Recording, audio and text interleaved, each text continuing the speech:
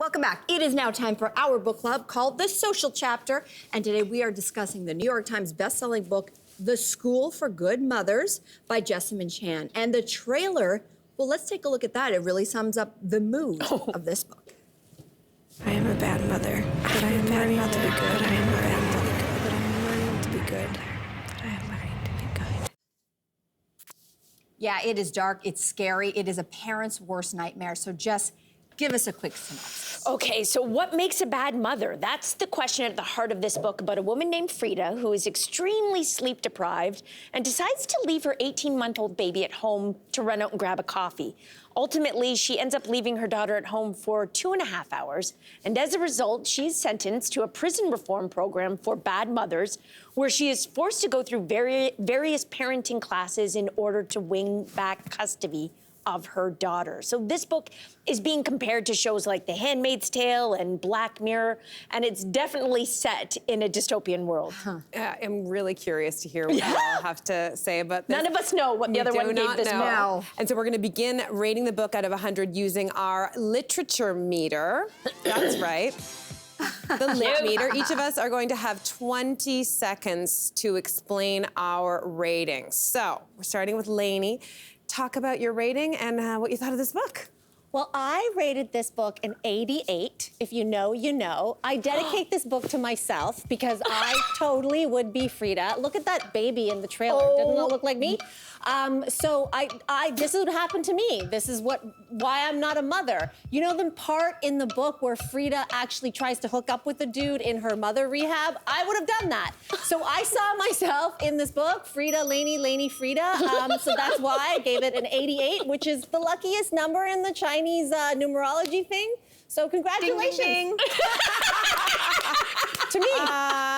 Okay, I gave this book a question mark. Several question marks out of 100, and here's why. Because I don't know how to rate a book like this. It was very well written, clearly brought up a lot of interesting ideas around motherhood, race, control, power, and so on. But quite frankly, it stressed the hell out of me.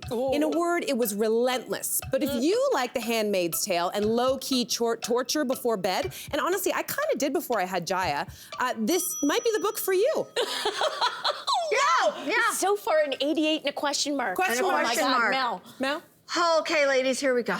I gave this book a 20 out of 100. Whoa. And here's why. I am conflicted. I don't know if I hate this novel or because I hate it so much, that means it's actually a really great novel. As a mother with a daughter, I found Frida's terrible predicament painful, and the author never provides us, the reader, relief. No breaks, no respite from the lack of empathy and care and understanding that Frida so desperately needs. It felt like a relentless attack on struggling mothers everywhere by not only the state, the institutions that are supposed to protect her. Ding, ding. So there it is. Disturbing. I couldn't handle it.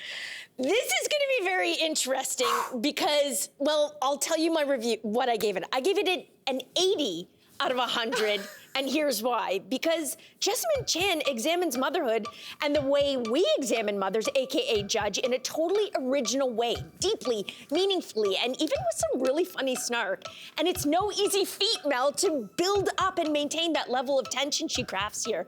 But when you hold your breath for 300 pages, you kind of just want to exhale. And she never let me. But isn't that fascinating? But isn't that the point? Yes, If you're a mother, totally. But it depends on why you want to read a book, though, at the end of the day. Do you want to feel like you're on a roller coaster ride, or do you want to feel relaxed? That's not for me to Let's judge. continue. But the average rating our audience at home gave this book was a 60 on our lit meter. Interesting. Okay, let's dive in here. The meat and potatoes, okay? Audience as well. We're gonna talk about Frida. She's the main character, and we meet her at a really low point in her life. So, did you ever feel sorry for her? And as you read the book, were you rooting for her to get her daughter Harriet back? See me. I definitely felt sorry for Lainey, AKA Frida. Like, there was a great deal of empathy that was built up in a really new way, and it brought up, like, the idea of lock her up. It gave it a whole new meaning, because the idea of all the other mothers in the book as well, like, you turn your back for 3 seconds and your kid falls out of a tree and you're locked up. Like, I loved the varying degrees of, and it made you reflect on maybe all the times you've been sort of judgy McJudgy. Can I be really honest? Yeah. I didn't finish the book because I had had enough. And I said, Cynthia, I can't handle this book anymore. It is so told her the rest of it. painful to read. As a mother of a daughter, I cannot handle any more of this book. This is torture. It's self-flagellation. Every time I pick up this damn thing, tell me the rest of the book. I am so glad that I didn't finish it. Yeah, it was a lot to handle. And I think that what's interesting to me is I did totally feel sorry for Frida as well. I had mixed emotions at times about her. But I found one of the most fascinating things is this wasn't just a school for good mothers. There was a father's school nearby. But the fathers were actually being treated much more nicely than the mothers, which I thought was also a poignant layer. Do you think it's as simple as Lainey and I gave it high ratings because we're not mothers and you guys... Is it that simple? There would be a piece of distance there that I definitely, before becoming a parent, like I said, that I could have read this through different lenses. Yeah. It's like seeing news programs now. I used to be at hard news and nothing bothered me. And now as a parent, anything to do with children, I just turn it off. I can't handle it. So I totally get it. Well, this book is being made into a TV series by Jessica Chastain's production company. So who would we cast as Frida? Cynthia? I would cast Jessamine Chan, and she technically is older than the character of Frida, but I'm just so obsessed with her. I want to see her in everything, so that's what I would choose. Lainey. I went with Ali Wong. Ali Wong in her stand-up, she's a mother. In her stand-up, she's talked about the complicated relationship she has with being a mother, like first with being pregnant.